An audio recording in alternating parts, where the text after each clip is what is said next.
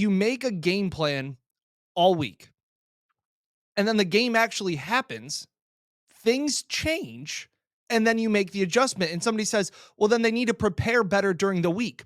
To that point, I like to say when my wife asks me if I want to bet, and I say, I did. And she'll be like, well, how much did you put on it? And I will tell her. And then she goes, well, you should have bet more. If I knew the end results, sweetie, I would have put more money on it. I think if you are going to criticize them for their slow starts, you also have to compliment them on their ability to adjust and figure it out throughout the game.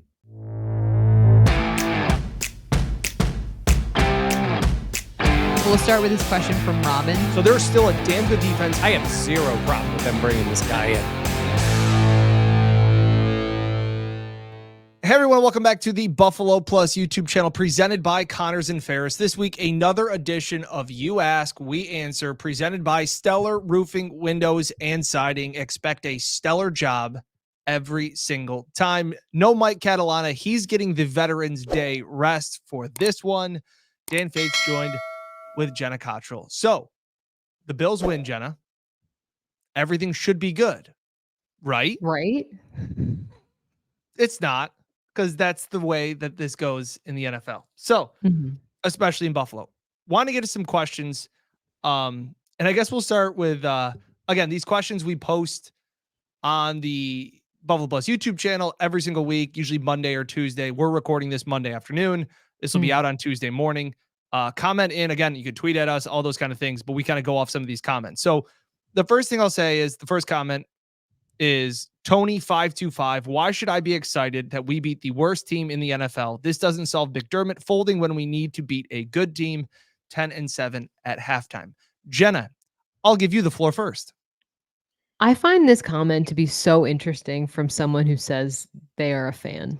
I don't know about you, but I just find it fascinating of like, you can only play the person on the schedule that's in front of you. And you're right. Like this team has struggled to make good starts. Like obviously this week they were down 10-7 at half, but we talked about those second half adjustments and how important that those are. The Bills rattled off 34 unanswered points.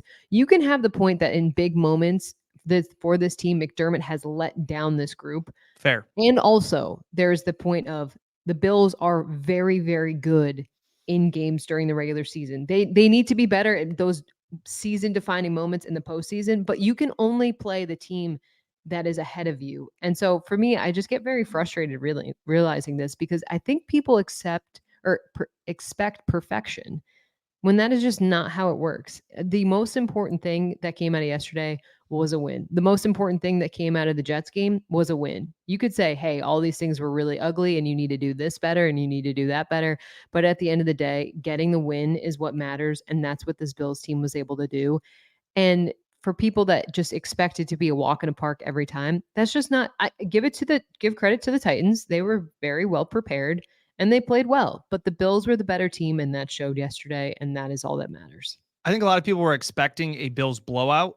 They got it, but then it still wasn't the one they were wanted. So there's still that little bit of anger. And going off of that, we had two questions.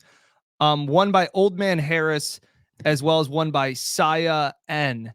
And they both talked about slow starts. And I know we talked about this on our post-game recap. If you didn't watch that, that's on Sunday. We posted on Sunday. And I did a radio hit this morning as well. I talked in the video about how important in-game coaching adjustments are and how I think it's a massive skill advantage that the Bills have against other opponents. They are allowing much less points, many fewer points in the second half than they are in the first half. And the question was, about the game plan and adjusting and all those things. All week, we're not in the building. I want to put that in the point. We're not in the building. But you make a game plan all week. And then the game actually happens. Things change. And then you make the adjustment. And somebody says, well, then they need to prepare better during the week. To that point, I like to say when my wife asks me if I want to bet, and I say, I did. And she'll be like, well, how much did you put on it? And I will tell her. And then she goes, well, you should have bet more. If I knew the end results, sweetie, I would have put more money on it. I would have put my mortgage on it. Yeah. But the Titans came out with a really good game plan. I don't think they expected anything to see what Mason Rudolph was doing. Yeah. The screen game, all of those things. Why can't there be a little bit of a tip of the cap to the opposing team who, as Josh Allen always tells us, and Sean McDermott, they get paid too. And this thought of that you should come into every single game knowing exactly what the other team's going to do and that you should be always prepared for it is BS in my opinion. Like I think again, it's the expectations that people have, and a football season, it's long. There's going to be moments. The Bills were coming off that emotional win at MetLife. Like, I expected there to be a bit of flatness for this team coming out because of just what we saw the week before. And these are human beings as well. There's going to be those moments where it takes players a little bit to get into the game. I can say, yes, you want your team to start out faster against better teams. They will have to do that. And I think the Bills, one of the things that they do is sometimes they play up or down to their opponents. But also at the end of the day, that's also on the players. Like, the coaches can do a good job to get players in position and to make adjustments. But it also comes down to the players being ready and the players making the plays early on that they need to. You can have a great script by Joe Brady, but if you do not execute those things, then the results will be negative. So I think it's sometimes important to look back on the players and know that there's accountability within them as well. I would also rather have my coaching staff, my team, my players prepare 1 week, prepare all week for something, and then be able to adjust on the fly than rather than just bashing your head into the head, into the wall the whole time going, well, hey, you know what? We practiced this all week, so we got to keep doing it. And I remember Josh Allen talked week 1 about, oh, you're playing Arizona. Like, how do you scout that game? And he's like, we can have a plan, but we have no idea what offseason adjustments they've made, what they do. Again, it wasn't that long ago that teams wouldn't play man coverage against the Bills because Josh Allen would then just run and that he couldn't play zone. And now teams are switching it up. So the Bills offense is probably planning, hey, we're probably going to get to see this. And then when a team who also gets paid switches it up, then they all, like, you just say, well, coach, what do we do? You make adjustments. Like I'm happy with the adjustments that I saw from Joe Brady. How about the end of the game? We didn't talk about this on the pod, but bubble screens that were successful, Spencer Brown clearing out people left and right. Like, that was awesome. And again, I just wish, I'm with you, Jenna. I wish they were faster starts, but you always like to say it. Two things can be true at the same time. It can be frustrating that the Bills are off to slow starts, but you also, if you're frustrated, I hope you're also pleased by the adjustments that this coaching staff is making. I think if you are going to criticize them for their slow starts, you also have to compliment them on their ability to adjust and figure it out throughout the game. It's just, I think sometimes people, because every single play feels like you live and die on the result of what happens. And sometimes you just really do have to take a step back. And even going into the halftime, I was like, Mike and I were talking, I'm like, I'm not worried. I'm not worried. I know this is the better team. I know this will show in the second half. And that is exactly what happened. But sometimes I think because people are so close, which I totally understand. You're a fan. You build your week around where you're watching the game, what kind of food, who you're going to be. That totally makes sense. But I think if you're going to criticize them for how unprepared they look or whatever, you also have to commend them on, okay, they can adapt as well. Bingo. Bills defensive points allowed in the second half this season. 3, 0, 7, 14. That was against Baltimore. 6, 3, 0. Yeah. I mean, the Bills are have had a streak other than that Ravens game, which even in that moment you could point to that trick play kind of derailing everything for the Bills. But the Bills have been a team that have been in very, very close games throughout the entirety of Josh Allen's career. So again, this team can adapt. And I think the most important thing is the players know. The players feel confident in their ability. Like, to win games like this, sometimes it is gritty, but you need a team that is gritty. You need a team that can be resilient and fight back and not panic and not go above their skis. And I think that's important to kind of build that throughout the season as you get closer to the playoffs, because obviously in the playoffs, everything is ratcheted up another notch. Damar Hamlin was asked after the game on Sunday, like, what changed? Like, what did you guys do? You make these halftime adjustments, as we've always joked around about on this channel. again, I don't think I said in the beginning, but like, comment, subscribe as well. If you've I made didn't it know this if you far, said it either, but I didn't. I was like, I can't. you could have. Okay. This is the one time I try and host a show and I just Yeah, you fumble it. guys. Yeah. It's Not not funny so when the easy. rabbit's got the gun, huh? Well done. DeMar said after the game on Sunday, like, what changed? And like, we joke around on this channel about the fact of halftime is like they go in, they go to the bathroom, they eat an orange slice, and they go back on the field. Like, this isn't some like rah hour long meeting.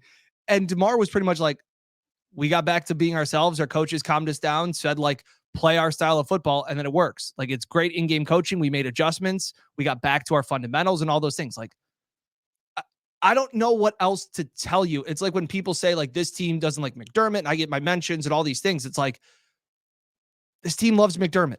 They respond. I always go back to like when you can tell when a team wants a coach fired or doesn't believe in their coach. It is very clear to see it on the field. Look at Jacksonville. Look at Tennessee. Like they don't know what they're doing. So again, I know this is a long take on in-game coaching and McDermott, but I just thought that was worth pointing out. No, Next, I think that is important because I think sometimes it's easy to get caught up. So, and I think you're right. The players and the other coaches on that staff believe wholeheartedly in Sean McDermott, and you need that for a team to be successful. Yeah. Where was the other question? Arizona Joe, my question, did Greg Rousseau confirm yesterday that he is the D-line's version of Gabe Davis, a monster game every month and then crickets the other games? Shout out Dave Myers from Built in Buffalo. Like, it's a good take. It plays. Now, obviously, we have the full spectrum of last season to go off of Gabe Davis being Gabe Davis. So I'm not ready to throw in the towel and say that is what Greg Rousseau is as we now enter week 8. But I understand why some fans feel that way because in moments it feels like, I mean, Greg Rousseau is like, you see why the Bills drafted him. You see what he can do, how impactful it can be, all of these great things. And then, like you said, there are weeks where it feels like crickets or he's not even out there. So he had some nice plays against the Titans. How can he kind of keep up that momentum? We'll see. I'm not ready to call him Gabe Davis yet, though, because we still have a lot of season left. But gosh, It's tough. that is, I don't love that. Alex Cool, XOOL. How long until we see Cooper fully acclimated into this offense, taking a majority of the snaps, lining up outside instead of people like Matt Collins? Jenna, what do you think? I mean, I think it's something that, he talked about yesterday, or we talked about this week, how like their playbook is like 100 pages long and, you got to study and all of these things. I think he has the experience, obviously being traded in season before. And he mentioned that yesterday in the post-game press conference about, thankfully, he kind of knows the roadmap of how to get adjusted and acclimated into a new offense. I would say, I mean, I think what's nice is that he's got a lot of coaches and players around him that are welcoming him. He seems like he is absolutely a student of the game. I would say 2-3 weeks, and I feel like we'll kind of see him off and running. But again, he was so impactful yesterday in just being an intuitive player and having Keon be like, "Hey, do this." He was like, "Okay, I got you." Like, I think that there's really the opportunity for him because he is such a veteran to make big plays in big moments, even if he doesn't have maybe what he wants of the full grasp of everything. Yeah. I was also thinking originally like 2 to 3 weeks. That he has more of a baseline understanding. Yeah. I also think mid-November when they hit their bye and that late November is also, I think, a really time where you're going to unlock all that Cooper can bring to an offense. They always talk like he just seems like a guy. Here's a guy that lives at the facility. Like I know, I think Florio had a story about it on NBC, the Sunday night game. The fact of Josh always takes pride in being the last one to leave the building, and he was walking out and saw Cooper's bag was still in the locker room. That like he was still going in there, and all the extra time he was putting in with the wide receivers coach. So like, I think every week you'll see him get more and more snaps as he gets more and more familiar with the offense, the route tree, the concepts, all of those things. I think by the bye week, by early December, I think you're really going to see all that Amari Cooper can bring with his full repertoire and his full skill set. But I'm with you. It's 2 to 3 weeks before he's, not looking. Yeah, that he's not looking at Keon for confirmation. Keon said you can never be fined for over communicating. So it was just I love that. That's a message for every man out there too. This is great. Want to be a good partner? Over communicate. That's it. What did you say the other day? What they say, not what they do. Yeah, believe what they do, not what they say. Not what they say. Yeah. All right. A couple more questions. Couple of questions people asking about a trade, Jenna. Do you see, does the wide receiver room need an upgrade? Is there another move that Bean do you think he's going to make? I mean, we've talked about like how I don't know if they do make another move. I think it's barring any like major injury or anything like that. Obviously, that completely changes the complexion of this team if that does happen. I could see them maybe trying to see like, honestly, I don't see them making a move, but if they did, I could see them maybe trying. I mean, you're going to get Vaughn back, but pass rushers always a hot commodity. What they do at safety, I mean, I don't know. What about you? It's interesting, Catalana there. Curtis Samuel's injury, again, we're recording this Monday afternoon before Sean McDermott talks to the media. Somebody asked too, it was one of the questions from D-Crow 3, Bernard banged up, the depth for the defensive tackle outside of Carter's being exposed, like any of those things. And he was also saying like, where is Ed looking? Because does Carter get more playing time?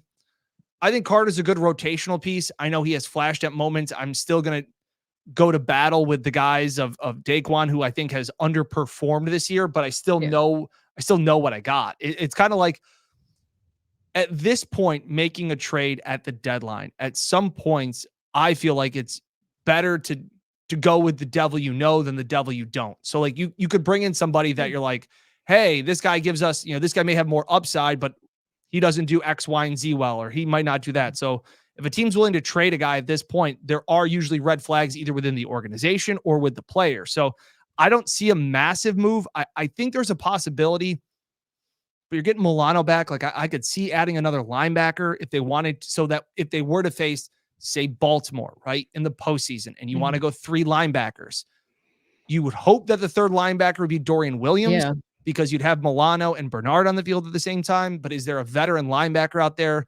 Maybe it's not even a trade. Maybe a guy gets released, something like that. Those are just the other ones that I was thinking of, just a linebacker, because Balin Spector and Dorian Williams are not I don't feel the best when they are out there on the field together. That's fair. Do you think they make a move? Barring injury, I don't think they do either. They've also been so judicious with the money that they've spent and all that stuff and the assets that I would be kind of surprised. But like the Amari Cooper thing worked out so well because of his price and what he could add. I feel like that's kind of a rarity to find that. But we know Bean is always shopping, looking at that clearance rack, trying to figure out how he can. Women be shopping. Putting it on the credit card, maybe paying down at a later date. So we'll see. One last question and then one more comment. Biggest concern for the Bills going into week 8 against a Seattle team that just rolled the Falcons. Metcalf got hurt Sunday. Saw a report today that they don't believe that it's serious, but he was carted off.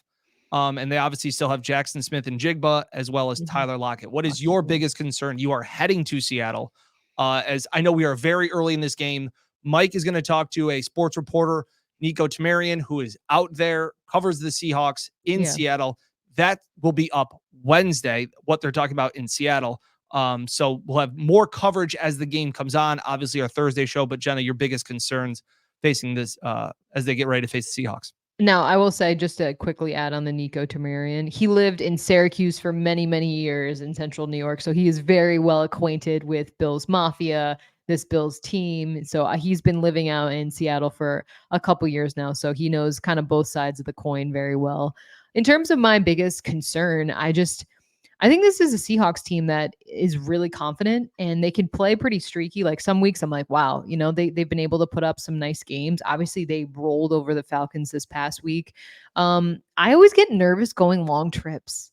I don't know. Sometimes maybe it's because I do not feel well when I go like across the country and jet lag and all Puffy. that stuff. Jenna I gets get so puffy. puffy. It's unbelievable. Yeah, it's gross. I hate it. But I always worry kind of about that effect. And that's maybe just me looking at it way too personally. But I think this is a Seahawks team that has some fight. And I think you are going to need to get out to a faster start against this Seahawks team. But this is really the part of the schedule where we're like, all right, the Bills can take advantage of this. Mhm. Like we talked about the first 6 games and how much of a gauntlet that was. And then this stretch, you're like, all right, you have the opportunity to pick up some wins. So for me, it's just, taking care of business. Will this team be able to do that?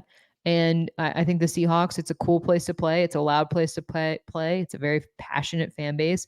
And the Seahawks have made some moves where I'm like, I don't want to say like they don't know they're bad, but I feel like the Seahawks have played well, and so this will Yeah. be a test. They were very banged up. They won 3 games in a row, looked very good. They lost 3 games then in a row after they started out 3-0. They were banged up defensively. They can score points. Yeah. Geno Smith, here's a hot take for you. Geno Smith will be the second best quarterback the Bills have faced this year. Really? You think you put him above Tua? I put him above Lamar. You put him above Lamar. Who do you I think think is the Bills' best QB they faced? I think Stroud. Catalana will flip out when he listens to this part. Hate that. Look, Lamar was fine against the Bills. And I'm not sitting there saying like, I look at Geno as a very complete passer, and it's hard to erase Jets Geno from your brain. But like now that he's got that New York stink off of him and he's got weapons, he looks very comfortable in this offense. Like they can score.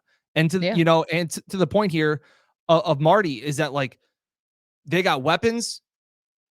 Metcalf, if he plays or not, even if he's 75%, he's a freak of a human being. And then you add in JSN, you add in Tyler Lockett, you have those running backs. Like they're a complete offense that has no problem when they're humming, putting up 30 points. And so That's totally fair. I push back a little bit. There is a little bit of that aura, or it's like a little bit of like, not a myth, but like Seattle hasn't been that tough of a place to play in recent years. The Legion of Boom and when it was that defense it was as tough as any place to go into. Mm-hmm. They lost their last 2 home games. Like this isn't like a massive home field advantage anymore. That's not to say it's not a tough place to play. I'm not saying it's not loud, but like it isn't like Orchard Park's a tougher place to play. Like it, because the team has also had a lot more success there. So I'm worried about Geno. I never thought I would have said that 3 years ago, but a guy who has seen a lot, like this isn't somebody that you're not necessarily going to confuse. And again, I think their defense, as it gets healthier, they played really well against the Falcons. That was a Kirk Cousins game. Like that's one of the stinkers that he'll lay every once in a while. Sometimes it's on primetime. This was a 1:00 game, and the Seahawks really needed that game more than the Falcons. Like that was just, I should have bet it because that was a hungry dog runs faster kind of spot. But I think the Seahawks are a complete team, and their offense scares me more than their defense. I hear you about the offense. I guess I've just seen and been really impressed with the Bills and being able to take receivers, big name receivers and stuff out of games. And when I say it's a tough place to play too, I also incorporate in like the travel aspect of like just going and being, a long trip out there. So I think this game will be more exciting than people expect. Maybe I should put it that way. I absolutely agree. But again, I do expect the Bills to win. Yeah, their 3 losses were to the Lions. Good team. 42-29 shootout. The Giants, that was in Seattle. 29-20. They were really banged up, and they lost to the Niners 36-34. 36-24. Like they can put up points. Like they have no problem putting up points. So sorry, my sister was calling me. I don't know if you heard that. I didn't. Oh, really? Oh, okay. It like did the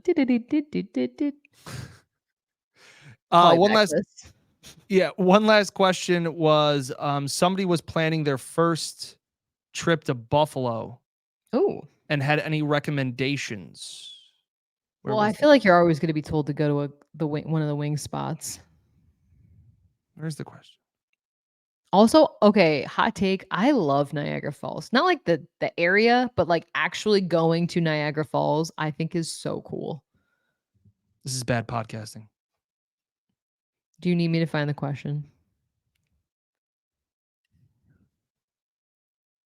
Dead air. Well, BMO Breezy said just wanted to say hi. My wife and I love you guys.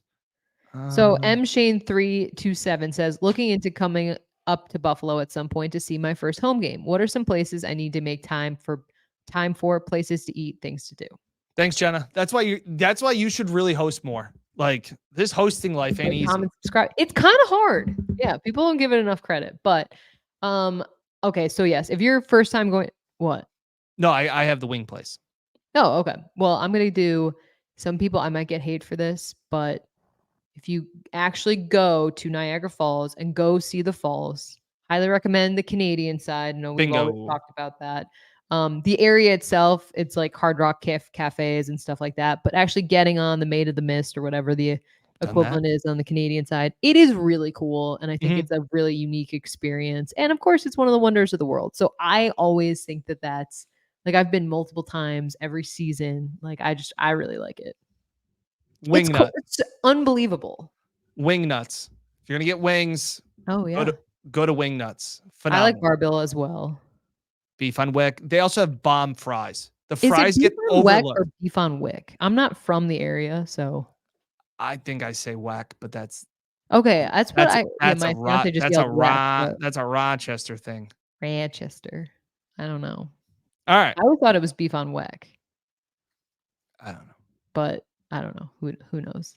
All right. Let us know in the comments. Yeah. I should really know how to say it. So yeah. Okay. That'll do it for You Ask, We Answer this week, presented by Stellar Roofing, Windows, and Siding. As they like to say, expect a stellar job every single time. Appreciate it as always. Like we said, 33,000 subscribers and growing. Take a second right now. Appreciate it. Like, comment, subscribe. We appreciate it as always. Mike Catalana getting the veteran. It's really the vet. He gets the vet rest. Like it's a joke when the man needs a Veterans Day off. So we give that to him. Big week ahead for Mr. Catalana. Yep. Hall of Fame on Wednesday and then a trip to Seattle with Jenna on Friday. Lots of talking on a cross-country trip. Lot of talking. All right. Appreciate it as always. Again, like, comment, subscribe. We'll catch you next time here on the Buffalo Plus YouTube channel.